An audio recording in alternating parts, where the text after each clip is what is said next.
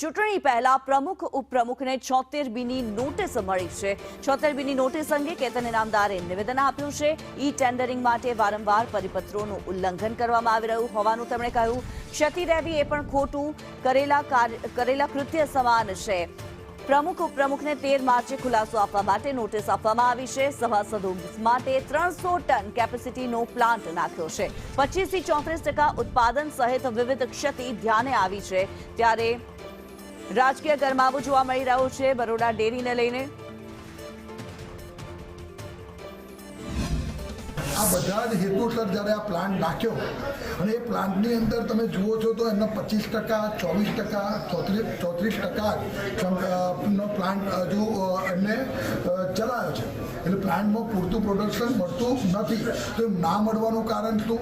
આ બધી જ ક્ષતિઓ જે દેખાઈ છે એના ખુલાસા 13મીએ બરોડા ડેરીના પ્રમુખ અને ઉપપ્રમુખ અને એમડી આપશે। હું વિશ્વાસ રાખું છું કે ક્ષતિ ના રહે અને કદાચ પુરાવા એ લોકો વ્યવસ્થિત આપે, પણ હું માનું છું ત્યાં સુધી જો કોઈ પ્રકારની ગંભીર ભૂલો કરી હશે તો એનું પરિણામ ભોગવવાની તૈયારી રાખે। અને પરિણામ તો આપણે સૌને ખબર છે। અને સાથે સાથે અગાઉ આ જે બોર્ડે કોઈ પણ નિર્ણયો ખોટા કર્યા હશે તો એ નિર્ણયો ખોટા કર્યા હશે અને સંસ્થાને, મંડળીને કે પશુપાલકને એનું અહિત કર્યું હશે તો એનું પણ પરિણામ ભોગવવાની તૈયારી રાખી આ 76 બીની નોટિસ મેસેજ છે।